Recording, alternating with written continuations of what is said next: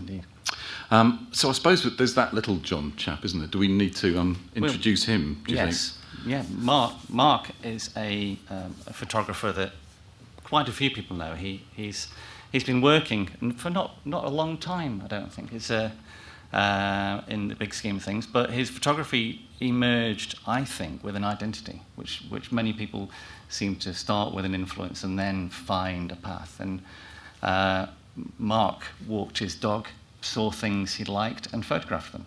Yeah, I mean, I think the thing that I'm really impressed with looking at his work is, as you say, I think he developed an aesthetic unknowingly before he actually started making pictures, and then the camera became the conduit for that aesthetic, and that's a rare thing, I think, and a really amazing thing. And do you know what the really annoying thing about him is? That not only is he talented, but he's also a nice guy. I mean, it's just fairly nice. It's really, really depressing that, So I think we'll probably stop drivelling on. It's going to be a fantastic weekend, and I hope you all join in. At lunchtime, I should say that there are the lightning talks by various photographers, Mr. Cornish, Greg Whitten, Alex Nail, Richard Charles doing one? Yeah. Too many to mention, but do pop in for those if you've see somebody on the list that you'd be keen to listen to.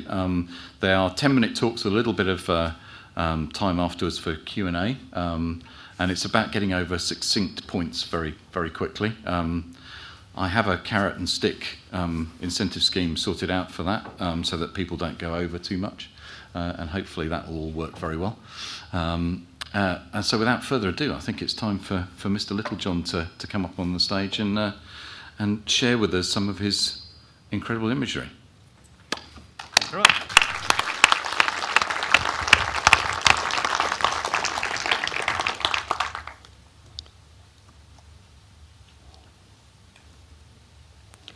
Good morning. Welcome to Cumbria. I think most of us are sitting here thinking, why are we sitting inside in a hall when it's absolutely gorgeous snow outside? I did think of doing a runner first thing over breakfast, but not to be. Anyway, I've got a variety of images. Can everybody hear me okay? Going okay? Spot on. Yeah, slightly nerve-wracking. I'm acutely aware that I first picked up a camera in February 2010, so I'm quite junior when it comes to taking photographs, but I suppose for many years I've been taking them in my own head when I was walking the dog, when I was walking the hills. And really I suppose the thing that I've grown into is split toning. Not entirely sure why I would go into that. It's not something, I didn't take up photography by reading a book or looking at internet movies and things and working out how to do this, how to do that.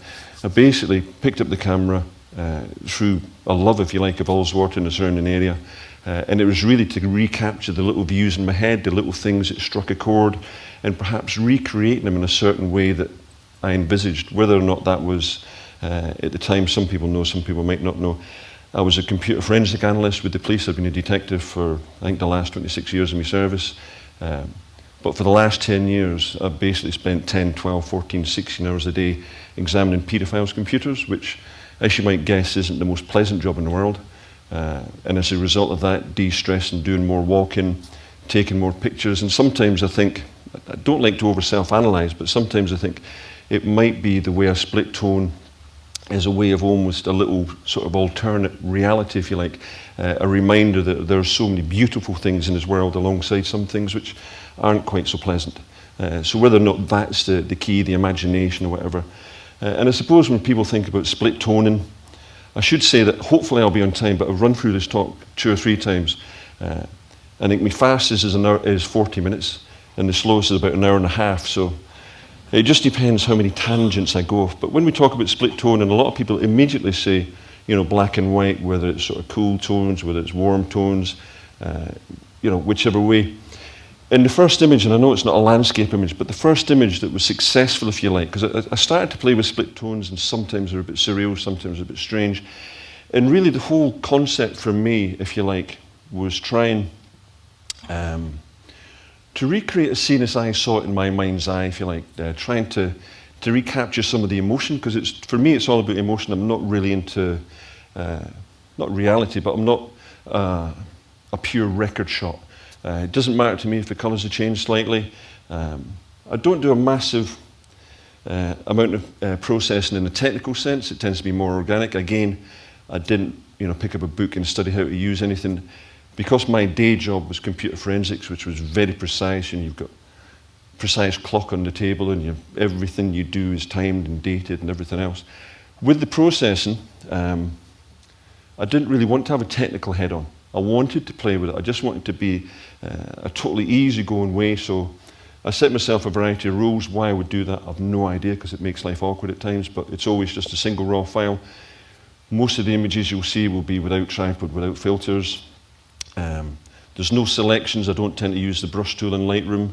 I tend to use gradients. I play with the colour, darkness. Obviously there's a fair bit of darkness being added into this.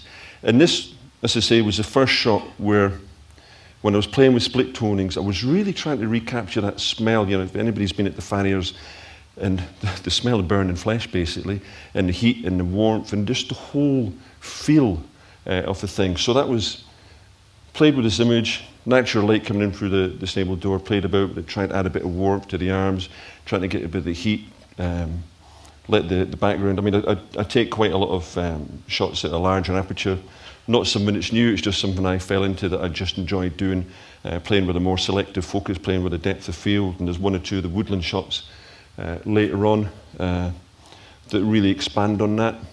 But this, as I say, I looked at it afterwards and thought, yeah, I quite like that. That'll do. And the great thing is as well with Lightroom, you do this, and I think I've got a preset that's just called the Farrier now, and you can apply it to all sorts of things. I applied it to my cat. It was dark and moody. Played about with the tones. Played about with everything else. And if we go,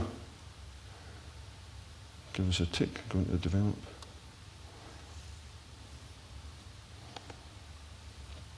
But if we go into develop module, you'll see, I'm not going to be hugely technical with this, but if we go into split tone, and you can see the settings on the side, and that's what I tend to play with.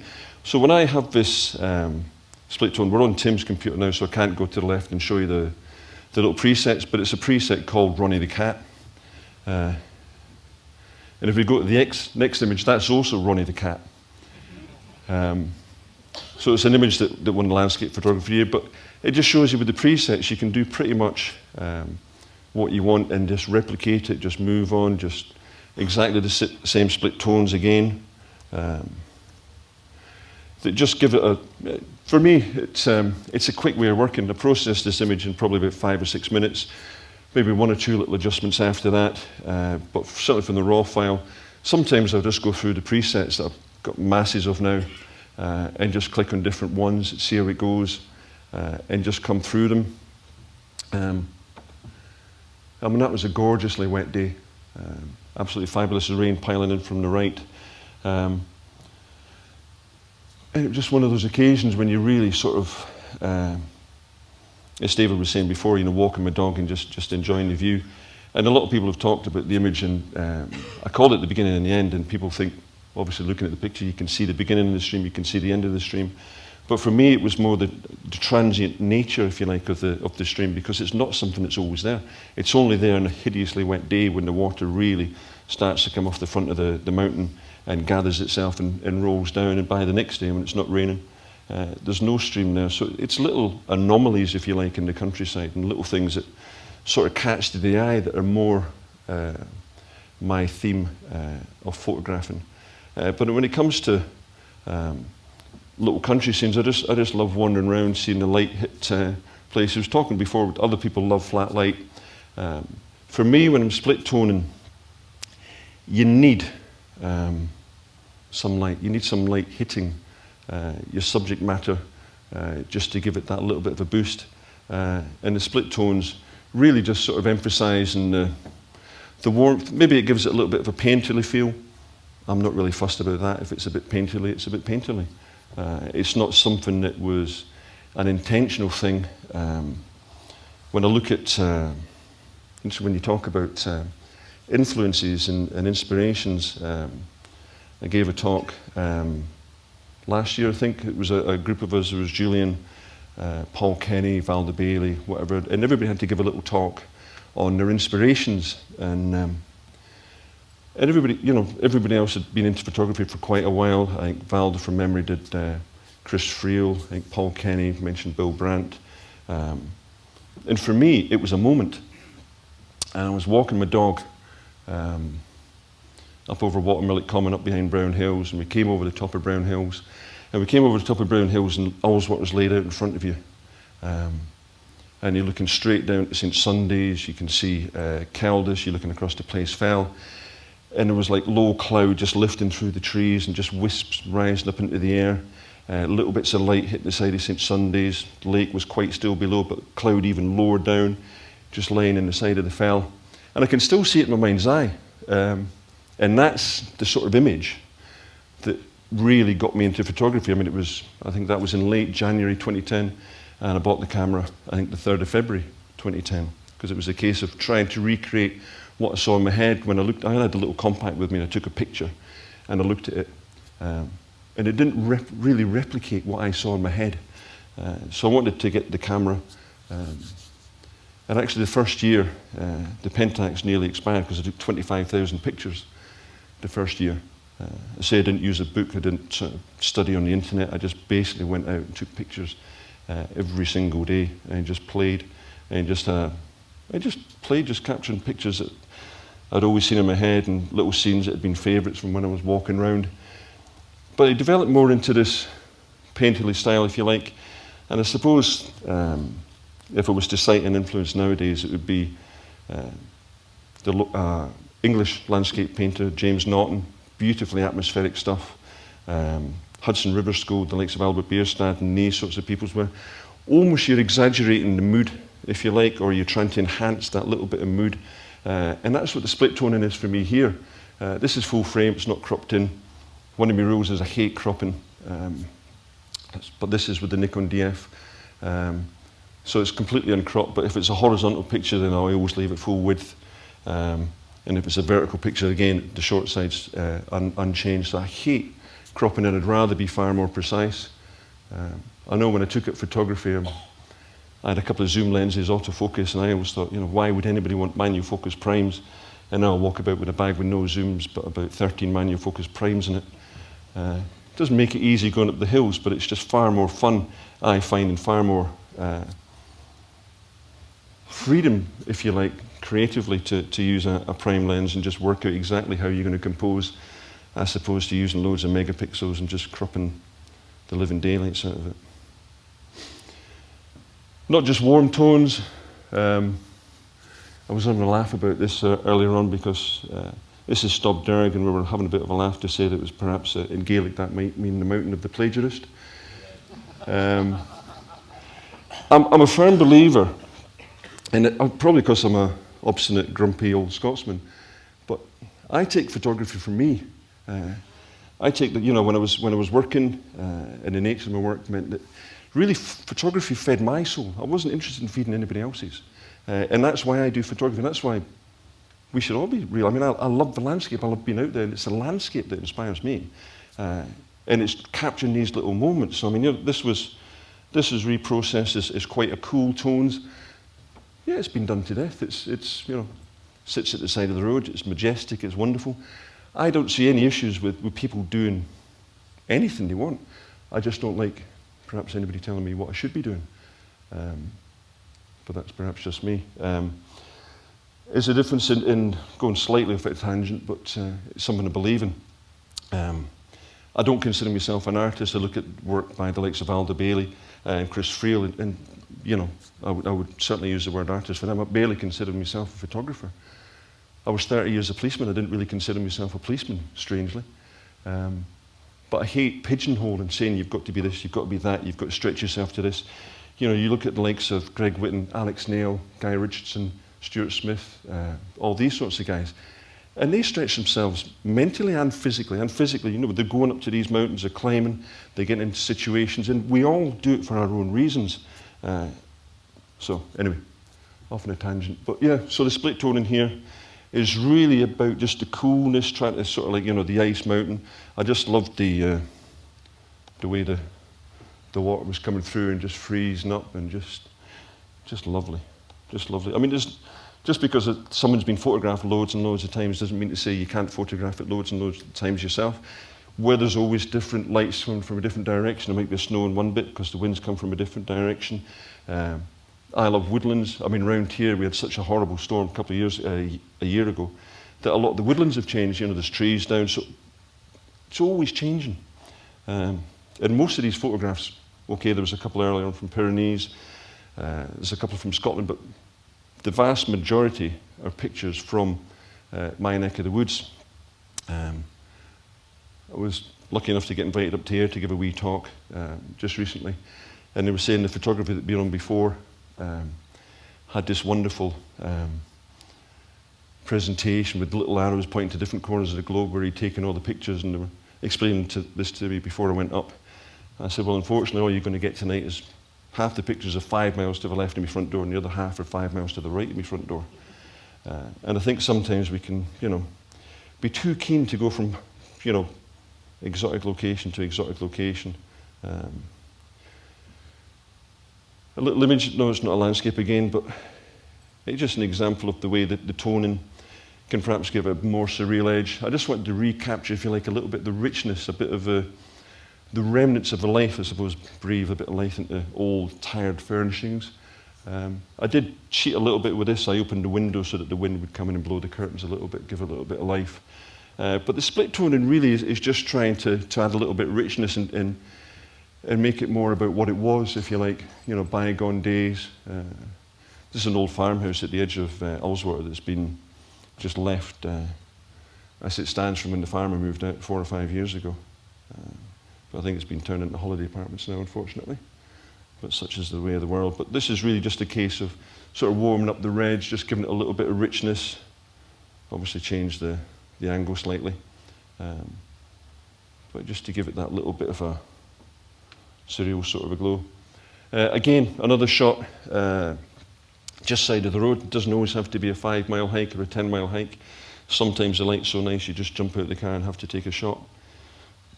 And this is taken with the old Nikon 105 2.5. Always makes me laugh when, you know, Nikon brought out, you know, huge megapixel camera, and a lot of the manufacturers are the same, saying you've got to get this lens, you've got to get this lens, you know, to take advantage, and they're usually, you know, £1,000 plus. When in effect, you know, if you know, this is an old lens, 30 years old, cost me £160, and it copes absolutely fine with 36 megapixel. Not an issue, but that's had sort of like a warm sunlight sort of tone put in. Again, I just wanted the background to blur out, shooting at 2.5, but again, processed in about 2 minutes, something like that. And it really is a case of, I just like the simplicity of being able to hit a preset. Some folk might think that's cheating. You need to spend 3 weeks, 4 weeks, 25, 30, 40, 50 layers or whatever. I'd rather not get into that scheme of things. I'd rather it was more about just the moment itself. I'm not into, you know, dodging and burning to try and create a pathway in. I'd far rather just take a picture of something that's nice, it's something that attracts my attention, it attracts my eye, something that I love, something that just sort of grabs your emotions, sort of, yeah, strikes a note with your heart, if you like. And sometimes when you're going out with folk, and I always say, just point your camera at something you like and take a picture of it. People quite often get into this thing where we need to have a leading line, we need to have something that leads you into the shot, and then you end up almost with 2 pictures, you know, a scene like this and then trying to create a leading line. Well, it's the scene that matters. It's that little moment, it's that little bit of light coming through, it's just the way the thing reacts in you. For me, I'm fairly chilled now anyway, so I tend to walk about quite a lot with just the camera, no tripod, no filters, just pointing the camera. And sometimes, yeah, it's good with a tripod, you can slow down. I appreciate that some folk have got busy lives. They might want to take things easier, take things slower, relax themselves down, help the thought processes, help almost like connect better with the landscape. For me, I tend to move around quite a lot, and it suits my approach, but it's not, it's horses for courses. I just enjoy just wandering around freely. And I used to have a dog that would twine in about 20 seconds time if I started to take time setting up a shot, so I had to move on. Other little shots, I mean, this is the key for me for, this is the raw fire with a little bit of process and no colours altered. One of my favourite shots actually, a little bit by Brothers Water. And again, it's knowing your place and time. I think it was Paul Wakefield's talk. There was an absolutely stunning image by Paul Wakefield last time. And he had this incredibly selective bit of light on this piece of ice. And he'd been there working, and he'd noticed this little bit of light on this bit of ice, noted the time, came back the next day so that it was all set up, prepared, ready for this little bit of light to come in. And this is much the same with this, and this is the key about, you know, knowing your local area. This is a little bit near Brothers Water. I was past it one morning, realised that the light was just coming over the Grey Crag at a particular time, little bits of mist. Brothers Water can tend to hold the mist in September, certainly into October, really great times down there. And I thought, right, okay then, let's make sure that we're in this area the next day. In the area the next day, the light was even better than it had been the day before. And again, for me, the point is here somewhere.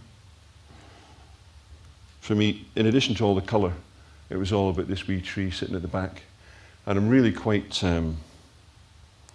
OCD about, although I don't use a tripod, really quite OCD about where I'm going to put everything, so it's a case of when I stand in woods, I always stand with one eye closed, just to make it even easier to sort out, find the exact point, whether it's forward, whether it's back, whether it's left, whether it's right. So quite often I'm standing there, one eye closed, swaying, trying to find the absolutely precise spot. So I'm an absolute idiot, standing at the edge of woods, trying to work at that precise, exact spot where the shot works best, or whether indeed, and if I can't find that spot, then there isn't a shot. But when I split toned it, made it slightly darker, but it's not always about increasing the saturation. If I come into the basic, okay, I had to brighten up quite a bit, but the saturation's actually decreased at the bottom there. And because I'm playing about with all the individual colours, so when I went to the final, because everything goes into Photoshop in the end, and it maybe a screen layer just to brighten it up, or I do a slight Gaussian layer with a sharpness layer just to, usually with misty trees, just to give it a little bit of soft sharpness, if you like. But although I don't spend a lot of time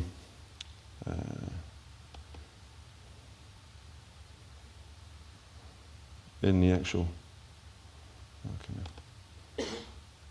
but I do tend to play about with the particular colours, because what I'll be looking at is little things for me that key in. So it's just a little difference in colours. I mean, start of a different season is just lovely for me.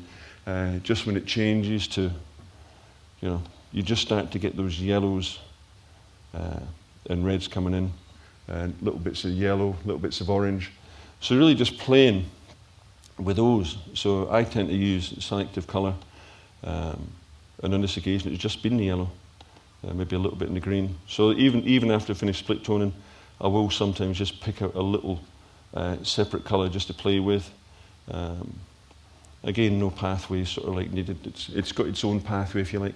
In woodlands, I always tend to, I think it was, somebody said to me that Joe Cornish uses the phrase, conversations between trees.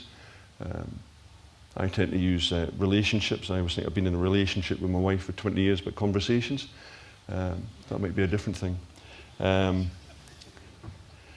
But it's, you know, when I'm in woodlands, you know, it's this tree there that strikes a chord with me. It's just, you know, sitting at the back. Other people will see different things, but obviously the light really helps. You know, little bit of light on there, just this other tree coming in from the side. A couple of folks said to me, well, why didn't you shift this stick? But the problem is you shift a stick in a mossy sort of woodland, and your Leica's not going to bring a carpet about 20 foot square with it. And it's there anyway. If there's a little bit of gardening to do, I might do it, but I don't tend to move things like this. It is what it is. But just, you know, just a little arrangement, I always think of these as the guardians in woodlands, and it's just about creating maybe a slightly more surreal sense to the scene. But I mean, that's all the images we're going to show, you know, in slightly depth. I wasn't going to talk about the technical aspects about split toning. All I did was play with it. There are loads of split tones on the internet. I tended to pick up a few free ones. And then they're just a base, they're just a starter for 10. If you don't like to spend a lot of time processing and you like to use Lightroom, it's just good fun. You can just play about. The key is always trying to use the tones in such a way as to enhance the mood, but without making it look perhaps over the, well, I don't think they look over the top, but it doesn't matter if they do anyway. It's the finished product is, if it's something you like, then it's something you like, and that's it. I don't try and question it overly much on this. It's really about the carpet of bracken. I think this was something like October 22nd, 24th, something like that last year. Home fell, looking across to the pikes. And it was really just playing with the yellows and the oranges and the greens. The old Nikon, I think 35-70, which is the only zoom I ever bought it for ease of travelling when I went abroad, but a lovely old lens. But it's really just trying to create the warmth of the mood, just be sort of like an inviting foreground in contrast to the darkness of the pikes in the background, which was lovely that they were actually darkened out by a lack of sun, but we had the light everywhere else. So it was just really, I suppose, a combination of front and back. And yellows and greens are really something that I quite love. Single colours, great fun with split tone and single colours because there's no sky in here. Sometimes you have to be very careful with, certainly when you're doing the highlights, if you've got a bit of sky in the background, there's an image coming up, well, probably explain that better. But you always have to be careful. Quite often it might just be the shadows that are split toned. But it's usually, the larch is a favourite of mine, there's a shaft of sunlight coming through, lighting up the branch, dropping down. Quite a simple image, but I just enjoyed the mood. Late autumn, I think it was sort of November last year. It's just great fun just wandering through the woods, just picking up little moments here and there. And sometimes it's just, for me, it's just about, the picture might just be a combination of two colours. Gold and green, did a wee series of gold and green. I think, look at, I'm looking forward to Bruce Percy's talk because I think he's an absolute master when it comes to combination of colours, shape, and composition. Just I don't know why it is. I've never really questioned it or examined it. You're not going to get as cerebral a talk from me as you did from David last time, that's for sure. I just go with what I like. And in this occasion, I just love the combination of the green ferns. They hadn't quite changed yet, and the golds getting lit by a lovely little bit of sunlight coming through from behind me. A little bit of mist. No, it's cliched, mist, trees, whatever, but again, you do what you like. And I just like the simplicity of the woodland scene with the two matching colours. And again, yellow and green. Simple composition, just I love the tree, but then the curve just coming round, almost protecting it in the background. Light coming through from the side. I do realise there's quite a number of silver birch in here, but I ain't going to apologise for that either. I just love the silver birch. Really is a tree that doesn't matter what season, they give you something. They're almost completely denuded of leaves at the moment after the last few days, but they're coming into a different sort of shape and form, different sorts of fun. But yeah, this is all about just the yellowness of the grass and the green, and play again with the exact the luminance, and it's really more a case of playing with the colour. If I started trying to split tone the highlights in this, then all the surrounding sky would go, and I didn't really want that. I wanted the background to be quite just straightforward opaque mist. I didn't want a coloured mist. Mist can be quite awkward. It can really attach some colours in there. So again, it's just really a case of thinking about the specific tones and using the colours. Blue and green. This is Brothers Water. Lovely little morning. I just love it when there's just that little softness of reflection, not too much, not too little. Cauldale Moor there. If anybody's in the area for a wee while and they want to see some old mines and stuff, just a little bit of local crack. Just go past the Brothers Water Inn and just this little bit here, which is an easy going path, it's not that bad. There's some old mines in here that are just absolutely fabulous, and from there you're looking straight down over Brothers Water into Ullswater. But I just loved the way the cloud was just curving over, but really it's a case of marrying in the greens here and the blue and just sort of getting a tone that fitted in between the two, and just getting them right in my head, a little bit of more luminance into these greens, tone them down slightly after the initial split toning. Just trying to match in the colours. Sometimes you can be happy with one colour and not with another. And greens tend to be a little bit awkward at times, but it's a case of just, I suppose it might take 5 minutes to process an image, and then you look at it later on, it'll maybe take another 25 minutes just to work out the balance and the relationship between the colours, which is a big thing for me, just to try to get that all done nicely. Greens were quite awkward in this because it was it was really hard sunlight as the light was coming through. And usually for me this is actually a stitch. I had a 105mm lens on, and this cloud was not going to wait for me to change lenses, but it was just, I loved the shape. We were in the shape of the trees, and it was just a lovely little bit with the light coming through at exactly the same time. So it was a quick stitch or two with the 105 in portrait. But again, greens were quite hard with this, and even on the final TIFF file that's gone through Photoshop, I've changed the, in fact I think it should, not sure if it's on here, but if I come into the greens, so you can see there that I've brought the hues right down in the greens, just to bring them, trying to get them a bit more natural, a bit more normal, shall we say, or just to fit better in with the picture. Again, if I try to play with the split tone with that, then this cloud just loses its colour and becomes paler. Some of the reds aren't quite right with the projector, by the way. There's little bits of colour that don't replicate too well, but it's a case of trying to get a balance between all the images and all the presentations. So there are wee bits that don't work right, but which you notice if you've been playing with the colour for an image for a while and then look at it on the big screen. But again, just a simple wee scene, just something that you see at the side of your eye, and it really is a case of if I'd been, I mean for me, if I had been taking shots with a tripod, that just wouldn't have got it at all. It was a case of turn and fire 2 quick shots with a view to stitching them later on.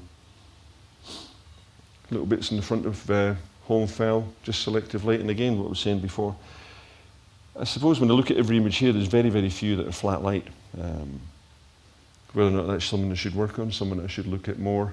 But really, when you look at the Hudson, I suppose the people that I like, the likes of James Norton and the likes of the Hudson River School, that's all about light. It's exaggeration of light. So without light, really, I struggle, to be honest. Sometimes you can see a shape and form, and it can work. But more often than not, that will be a black and white image for me. It won't be a colour image.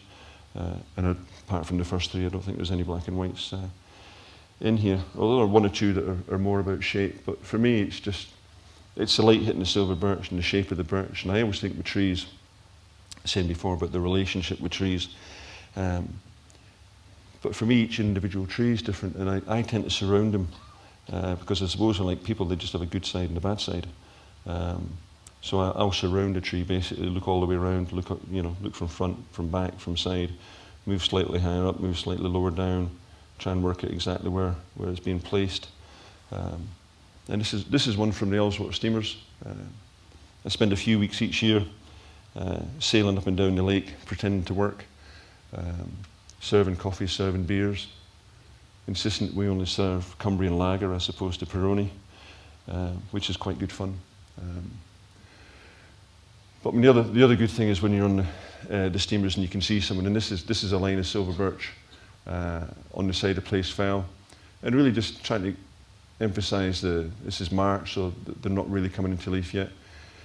But as the sun comes up and comes around the side of the fell, it just sort of like lights up little diagonal lines. As the fell comes down, it's got little ridges, so of course it will light up one section but not the next, and then the next section it will light up and then not the next.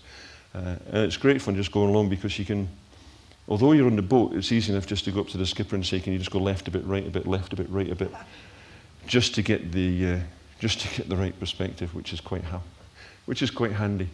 It works very well. But again, playing with the lights and dark so that almost exaggerate again the shapes. And this is what I was saying before about I just love the silver birch because you can play with the colour in March, you can play with the colour in summer, you can play with the colour in autumn, you can play with the colour in winter. And you can decide if you want the image warm, if you want the image stark, if you want the image to be inviting, if you want it to be cold.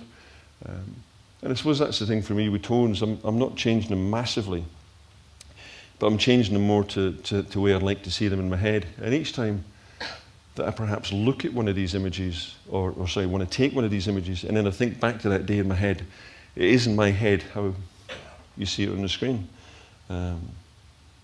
So it's not a case of, I look at a screen, a shot carefully, and then try and replicate everything I see. It's a case of you see it in your mind's eye when you see it, and when you take it, and when you process it. And I realise that might be changing reality, but reality isn't much fun sometimes. And again, another one from the boats.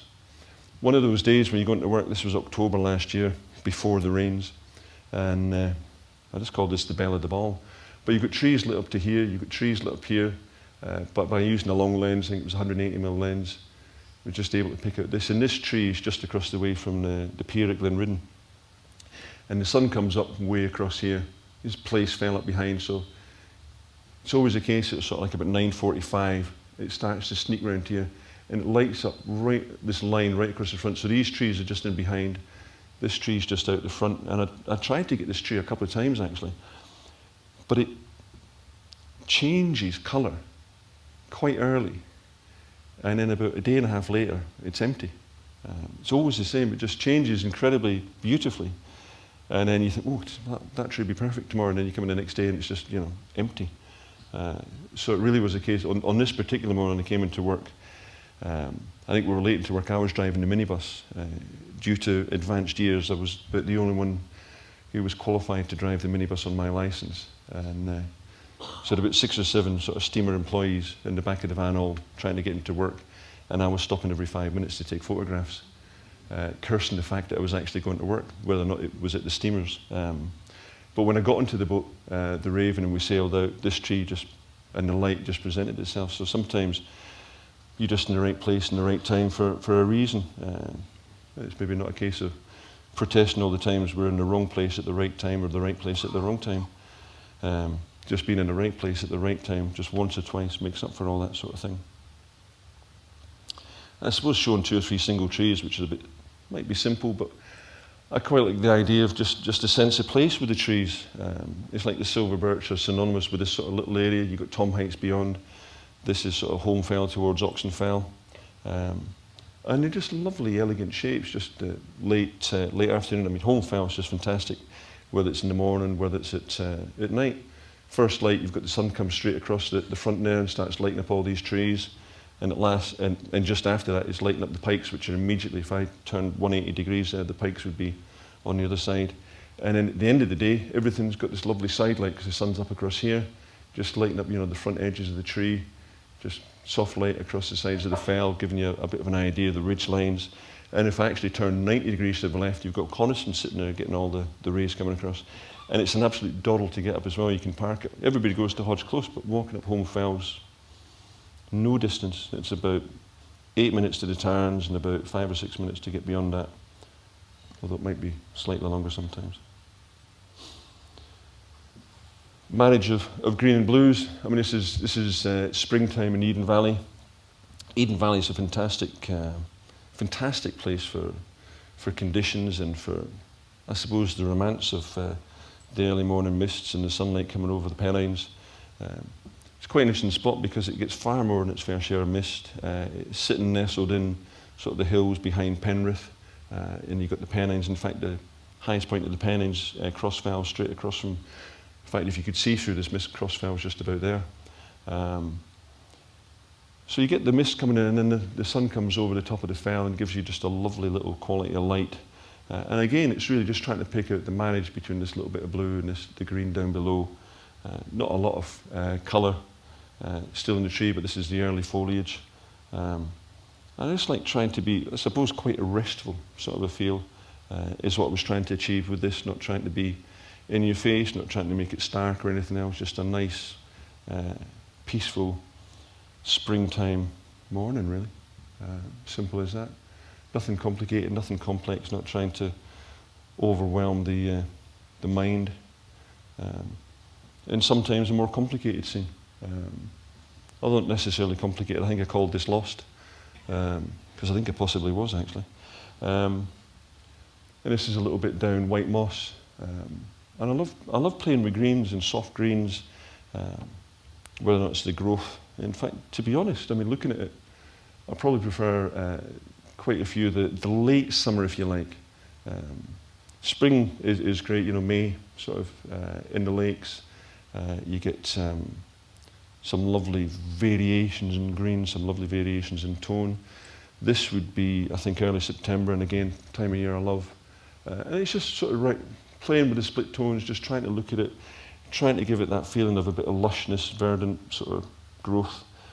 Again, softness caused by the mist. No real thing of looking through, just one of those little scenes that when I was there, I just looked at it and I thought, I like that. This is one that has caused me problems, and as I was saying before, I mean, it's I think it was 50mm lens, and it was at 2.8 and ISO 3200. The reason for that being that when I was saying before about trying to get the perfect point, and the perfect point meant I was balancing the edge of a wee bit of a slope, which would have probably meant to get the tripod out, I would have needed legs about 200 feet long, which is a bit of a non-starter, really. I don't think even Gitza would supply a model like that. So it really was a case of balancing on the edge and playing, but obviously with a bit of heavy rain and wherever it was coming through. I'm not against shooting at higher ISO. I think it was a Nikon DF, so that's quite comfortable, and you know, a lot of the latest models coming out of wonderful at different ISOs, so I'll quite cheerfully. I think the shot that won the Landscape Photography of the Year thing was shot at ISO 800, handheld, because it was pouring again. So I have no issues with shooting at higher ISO. The problem is obviously that you do introduce a bit of noise, and then you have a split tone and it's got a bit of noise, and it's slightly more awkward. So I was very impressed with the Sony A7R2. Tim brought one round, and I took a photograph of my dog at ISO 10,000, and then brought back the shadows, increased the exposure, and then split toned it, and it still wasn't that noisy, which was fabulous, because it will introduce a bit of noise when you've got this sort of like haze up above. So, you know, really trying to increase the richness of the greens and play about, but then it will have an effect with other aspects of the image. So it's just always something to be careful when you look at it. I don't mind a little bit of unnatural, but too much of it can just go across. And just still concentrating on the greens and the highlights again, you know, really being careful, because the key for me was sort of like the zebra type markings on the silver birch, and just them coming out this little bed of green. So I really wanted to make the green vibrant, and that was the key for me in this image, was just to give the greens at the base, the ferns, just that little bit of a pop that would just make everything sort of, you know, these trees rising out. And usually when I'm doing trees, I like to see the bases and everything else, but I just love the way that these just rose straight out this lovely verdant sort of bed of ferns. You know, still sticking with greens, and it's a sort of a darker mist. And again, you can see playing with the wee bits of orange, just trying to get them to come up, and just tiny little bits. Sometimes in a small picture you can't really see the effect of these. But in this, really, it's just a case of these little precursors of the autumn.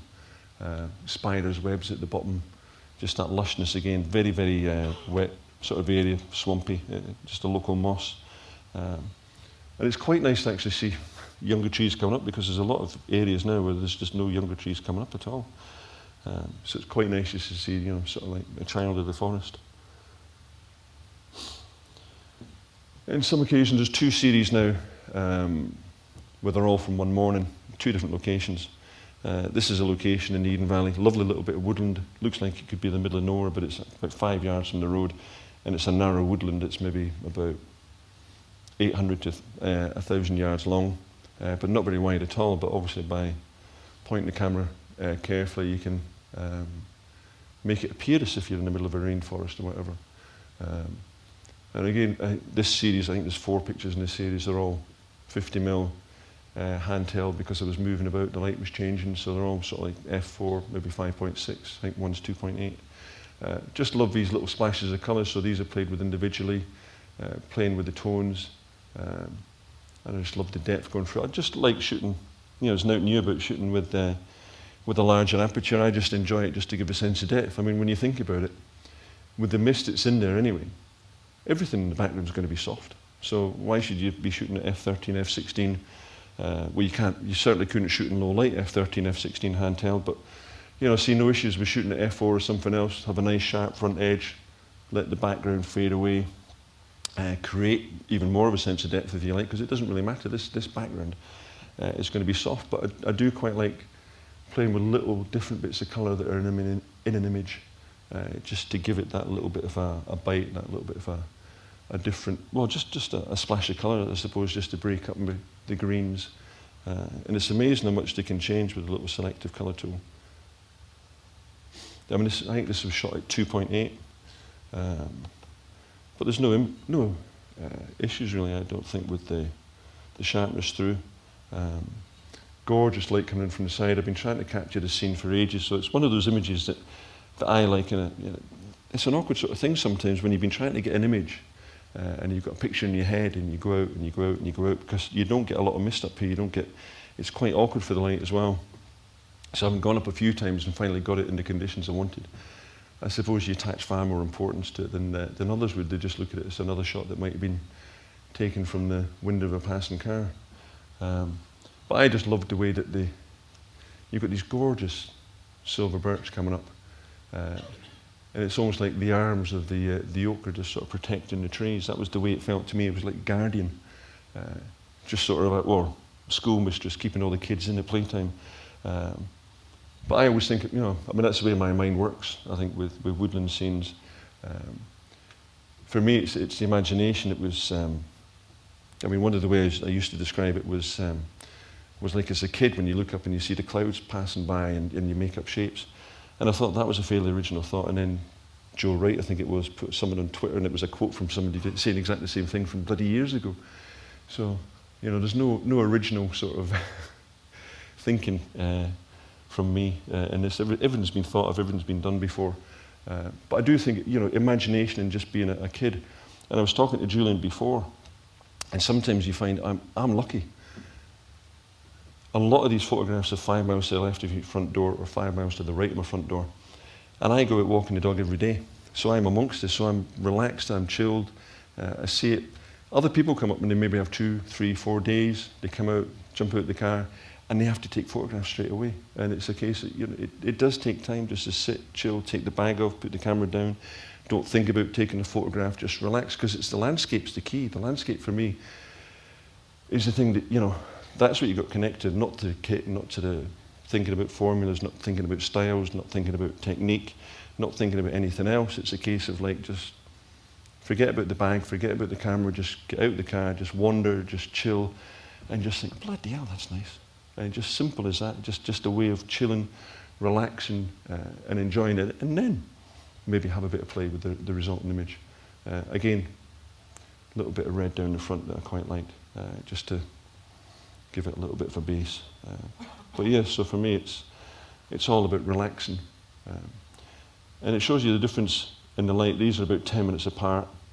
And initially when the light hit, I looked at this and I thought, oh, wow, really like that. And actually the one that I prefer is the one where it's a lot softer, a little bit earlier on. That's shot at f4 and the other one's about 5.6, I think. But I just love the softness of that compared to the hardness and the brightness of that.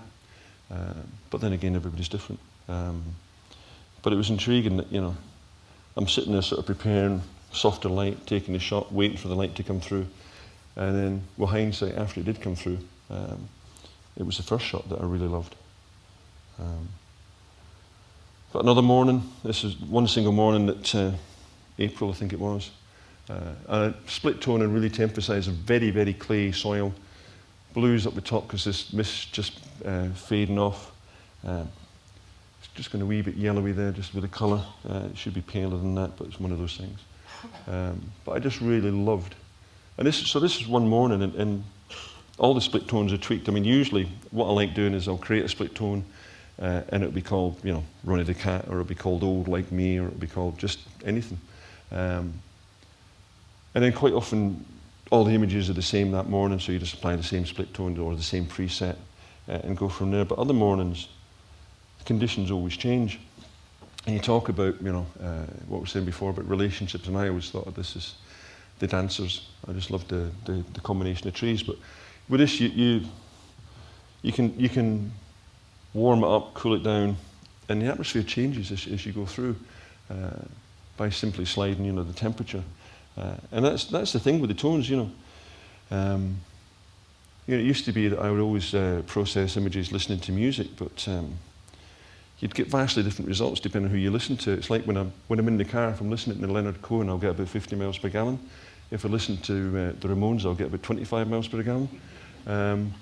So really, music has a big effect.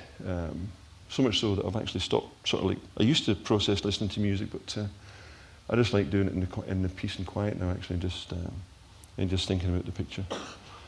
But yeah, so that's again a sort of like a slightly warmer split tone. So these are all within about 100 yards of each other, and all within about 15, 20 minutes. It was just one of those mornings when, 50-year-old bloke just running about like a nutter in the woods, sweating profusely, thinking, oh, just go across there, just go across there, just go across there. And it's like one of the things that, again, discussion with Gillian Calverley, and we discussed last year. And even moments like this, for me, it's like an adrenaline rush. It's a thrill seek.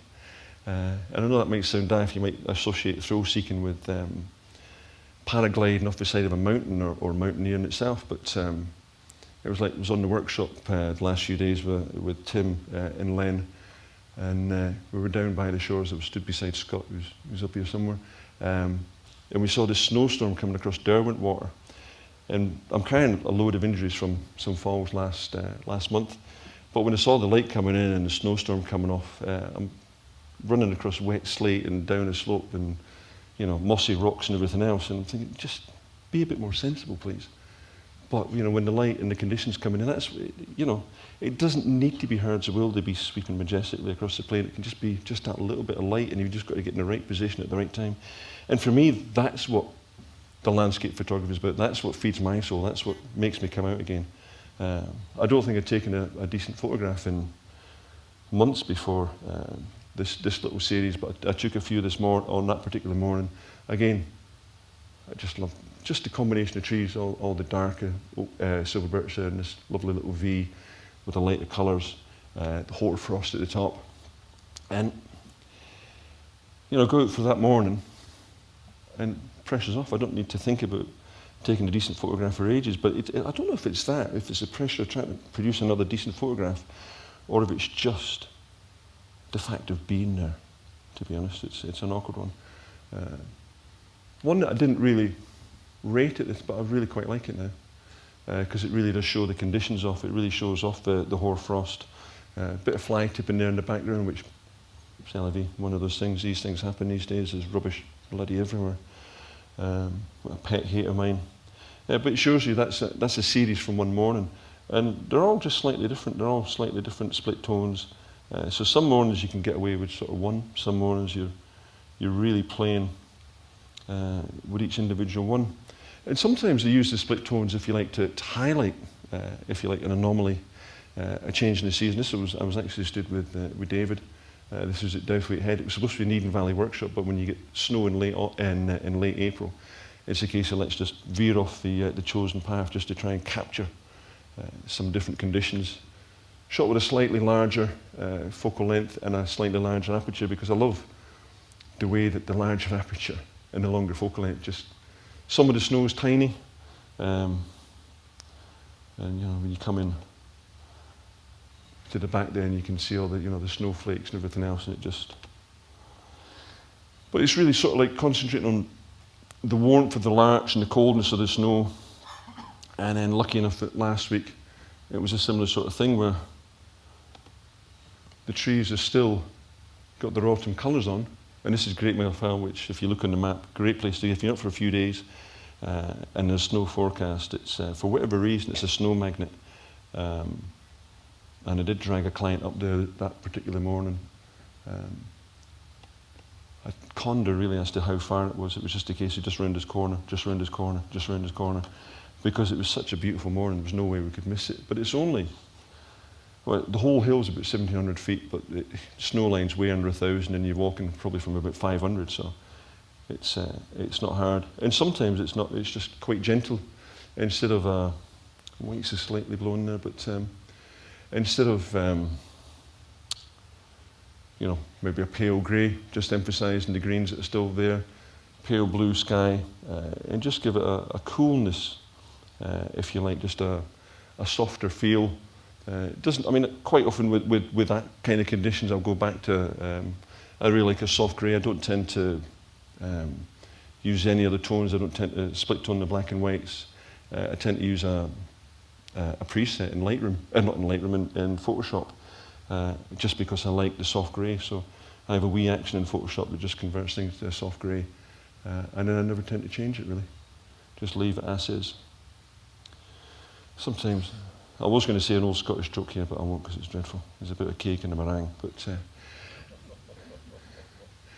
I just like sometimes playing with the split tones and just really concentrating on the different sort of like layers. And it does have quite a nice effect just to apply it quite simply. It doesn't need to be complex, it doesn't need to be a big range of colours. There really is only one colour there.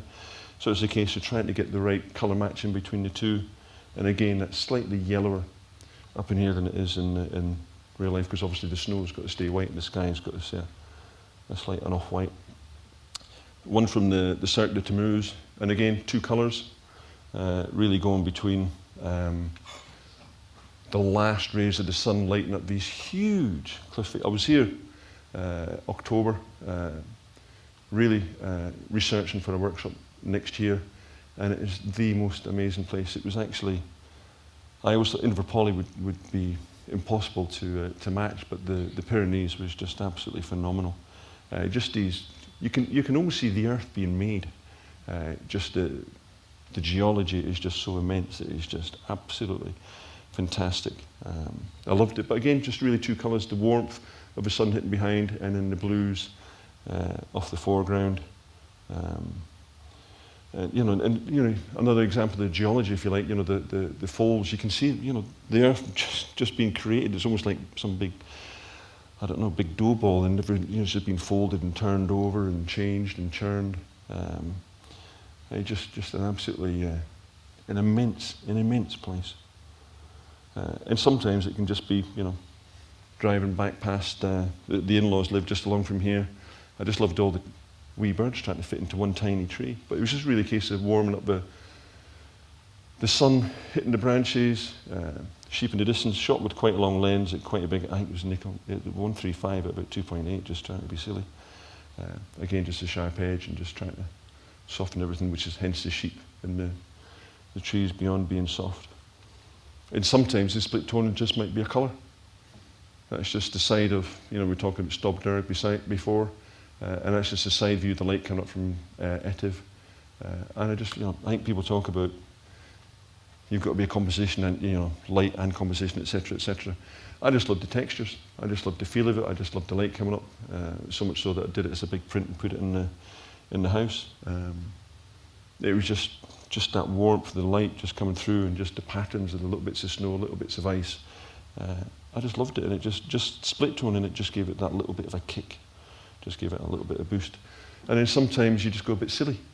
That's a little bit trying to get the reds right on the big projector. Didn't quite work, but I think I was watching a Tim Burton film when I was processing this, and somebody was on Tinternet saying about process and everything else. So I thought, bugger it, let's just do a Tim Burton edit. So I suppose, how would Tim Burton edit a digital photograph? I don't really know. But the bracken last year was fantastic. It had yellows, greens, rusts, reds, everything. Absolutely fantastic. So I really didn't want to miss this. I'm not really one for picking out a foreground and everything else, but even with a wide-angle lens, Glenridden, Patterdale Place, Fell, St Sundays, Heron Pike, etc. across to the right. Well, not Glenridden Dodd, actually. And sometimes it can just be the earthy tones. I've previously really only done this as a black and white, but I thought the earthy tones, just trying to play about with the earthy tones, might match the sort of primordial feel that I felt with this image. And I quite liked the way it finished up.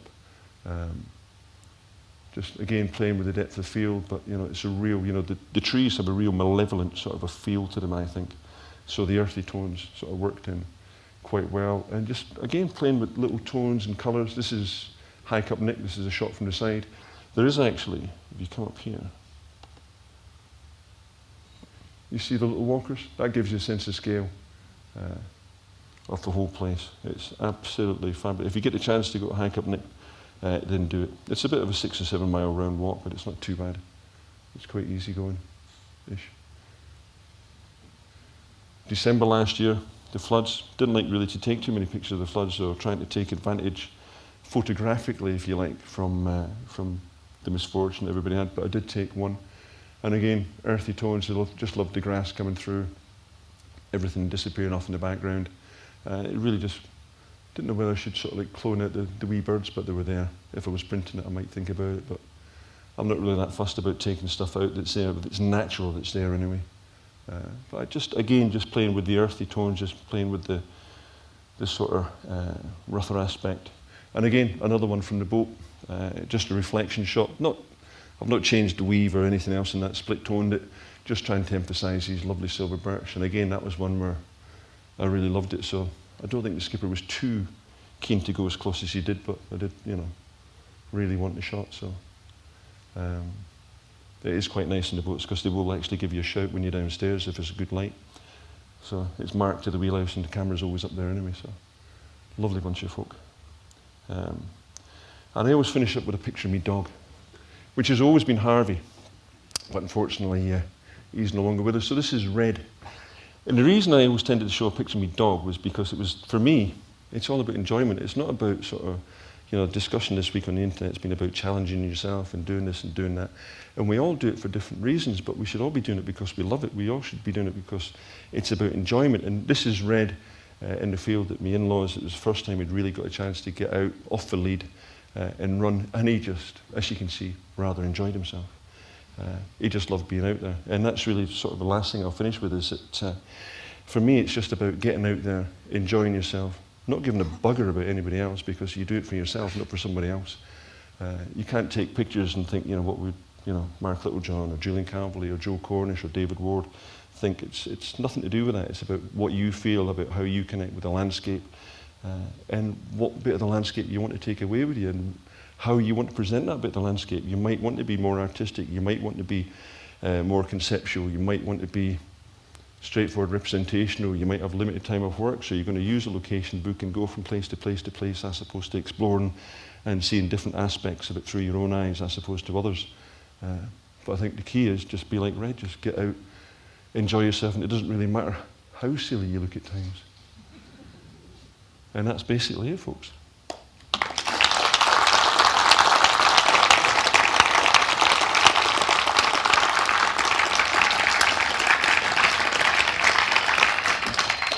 And that's actually the closest I've ever been to the time. That was, as you would say, spot on. Very well done, Mark. Thank you. Cheers. Thanks to Mark for that. Really, really good to see Red. Yeah, very good to see Red. Red has more followers than Mark now, I think, on Facebook. Yeah. I was going to start off with a wee bit about the fact that when I walked in last night, nobody commented on my pictures. Nobody said, how are you going? How's the trip to Harris? How was the trip to the Pyrenees? I think the first 8 people all asked about the dogs. Yeah. Well, and I think you can tell from his talk that he's a very modest man. There was lots of, that's just a reflection photograph, and that's just a picture of a tree, but some stunning images, and it's lovely to get some insight into the way that you work, the intuitive way that you work. We've got a little break now, a comfort break. 25 past, if you can be back in the auditorium then for Len Metcalf. I've got to drag Mark down into the lecture theatre for Torture now, where I interview him in depth about what he's been doing. Can I have a pint? Can you have a pint? Yeah, well, I don't know about that, yeah. So 25 past back in here, please, folks, at the latest for the next talk. Thank you very much indeed. Welcome to the green room, as we call it. I think it's sometimes called hostility in television, where I have the task today of interviewing our speakers after their talk and really getting down to the nuts and bolts of what they were trying to convey.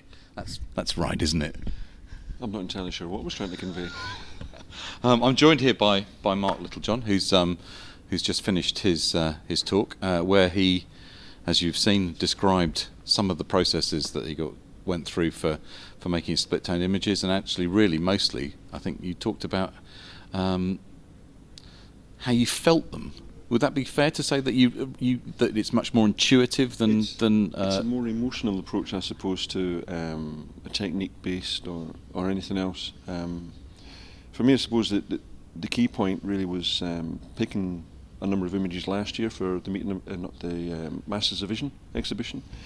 And I went through them and I realised that I was picking a certain type of image. I was picking, I think of 19 images I picked, there was 18 were handheld with no filters. And I realised they were just from wonders and they were just like quick images I saw and snapped. So it was a bit more about feeling the landscape as opposed to setting up, being very considered, perhaps moving the tripod a tiny amount at a time.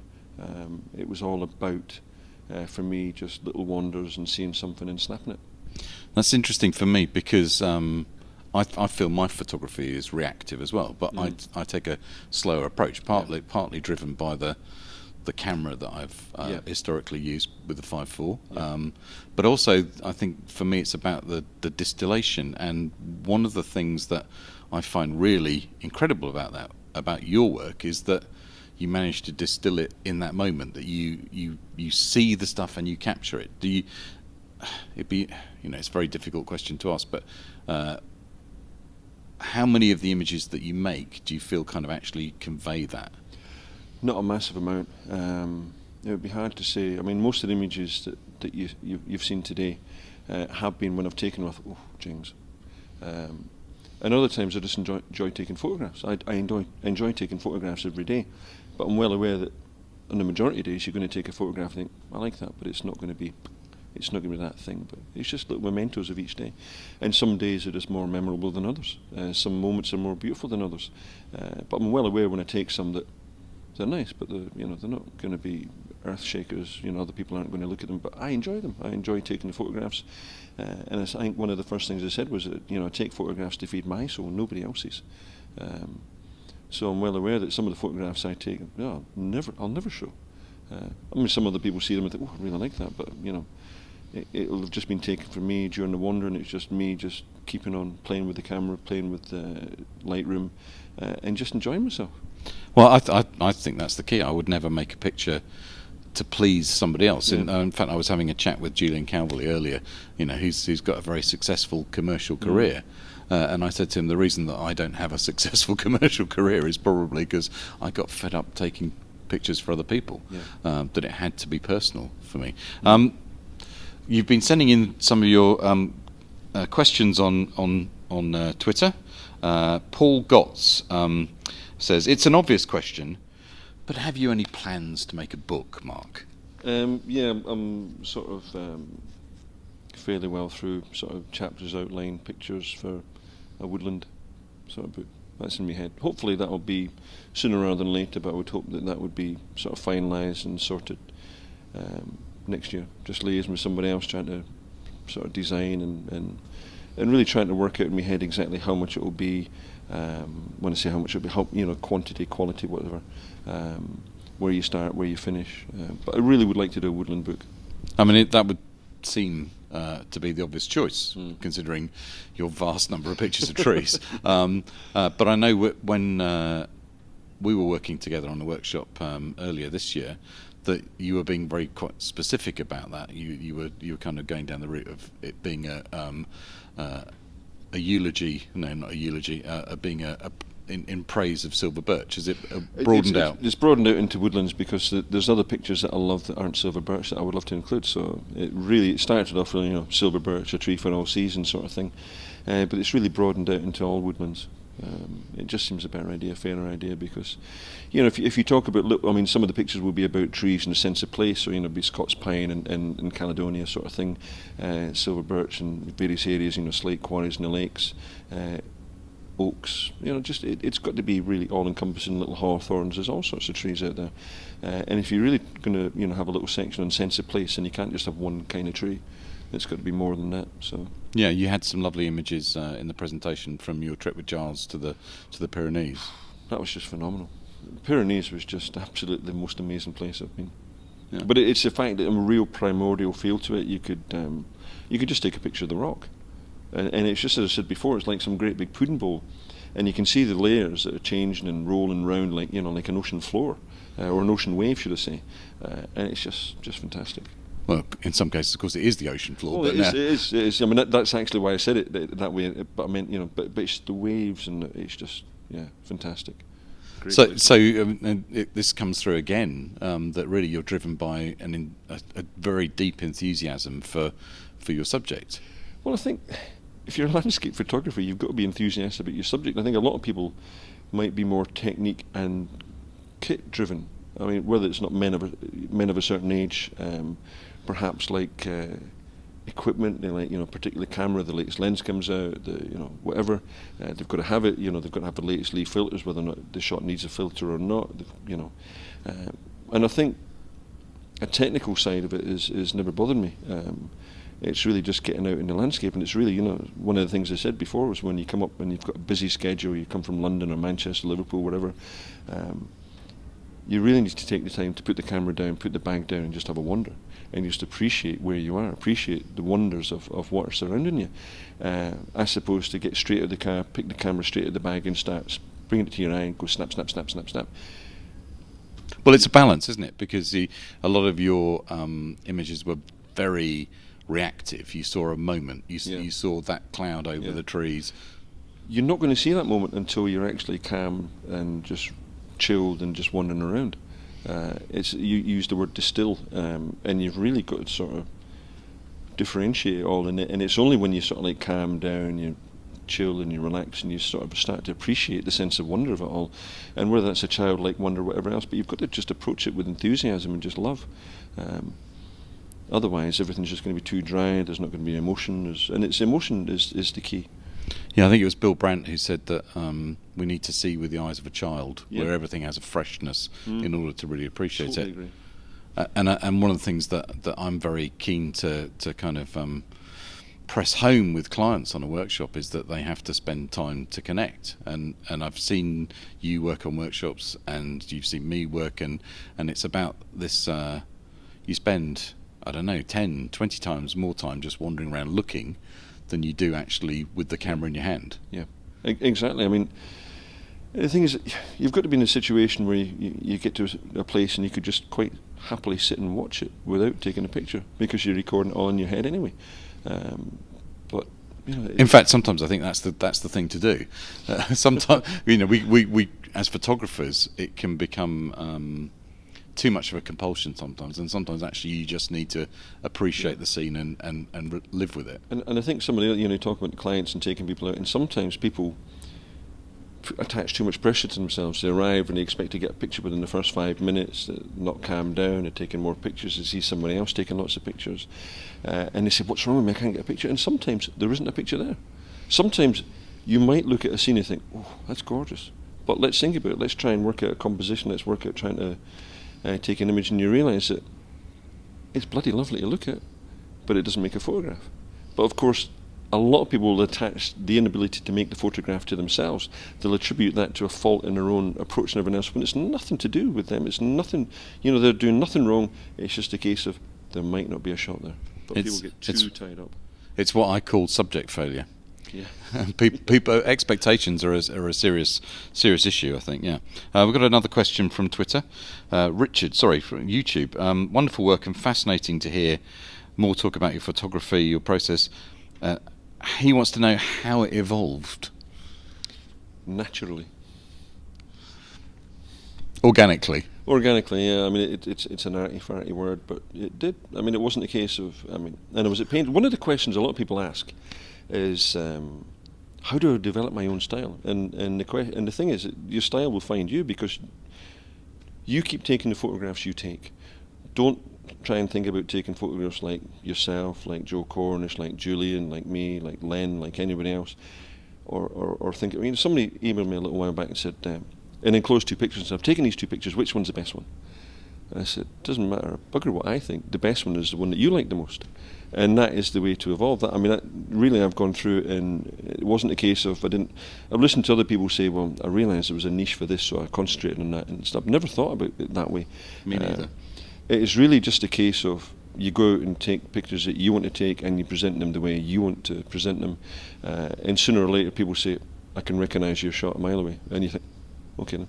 Yeah, I've for a long time thought that style is normally described as a kind of a particular technique that somebody uses. So somebody could say your style is split toning, let's say, but it's not split toning. It's the sum of all the things you do, and those should really, a proper style, as opposed to being stylistic, should actually be about that the photographs truly reflect what you find fascinating, and once you find that thing that you relate to, then the style appears. I totally agree with that. I mean, no point in really expanding it, because that's the way it is. I mean, the one thing I try to reiterate to people is when they go out, find someone that you like. It's basically a case of like wander around, try and relax, see things through the eyes of a child, see someone you like, point the camera at it, and press the shutter release. I mean, that's the starter for 10. I mean, I think it's very relevant, particularly to your photography, because I think a lot of people feel that you arrived on the scene with a very different style from other photographers. But to me, all that says is that you were seeing things in a different way, and I suspect we're just, as you described in the talk, we're not really being influenced so much by other people. Yeah, I mean, I've always. I mean, if you went to my house before I took up photography, there was loads of books on painters and artists and everything else, but there was nothing on photography. So that's just the way it's been. So I suppose it's more an artist, looking at the Hudson River School, and really only the Hudson River School only arrived because other people said, "Oh, that's a bit like Albert Bierstedt or whatever," and then you see people like James Naughton or whatever, who's got a lovely style with landscape photography, and yeah, it's all about mood and atmosphere and emotion. Well, you're not alone in being influenced by the Hudson River School. Many people suggest that Ansel Adams was to some extent influenced by the Hudson River School, because as painters they were perhaps amongst the first to depict landscape without the influence of man. We've got one last question. Andy on Twitter has said that I take photographs for me, and he says, do you think people think too much about uploading images onto social media and waiting for the likes to come in? Well, I think photography's got very competition based.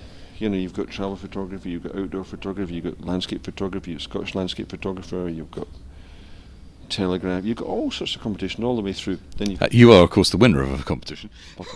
Trying to avoid swearing. Then you've got Facebook, you've got Twitter, you've got Instagram, and it's all. I mean, these likes, competition, they're all sort of competition based, and you've got everybody's going to camera clubs.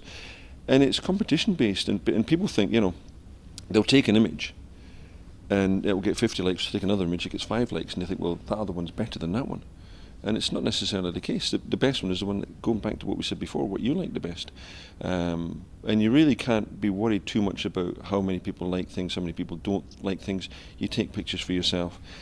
And yeah, it's lovely if you put a picture on Facebook and it gets 50 likes, but then again, I've got to come to the realisation I can take a landscape shot that I love, put it on Twitter, it will get a few likes. I take a picture of me boxer bloody dogs, and they get 3 times as many likes. So, it's just a case of chilling, going out, taking more pictures, and just enjoying yourself. Well, I think there's a mismatch between subject and a good photograph a lot of the time. People will like a photograph of something that's a very well-known subject, or in the case of your dogs, they love your dogs. Yeah. Well, Mark, thank you very much indeed for joining me here today. I'm sure you'll continue to amaze us with some of your wonderful photography. I'm a huge fan, I have to say. When I first saw that winning photograph, I thought that was a real breath of fresh air in the world of landscape photography. And thank you.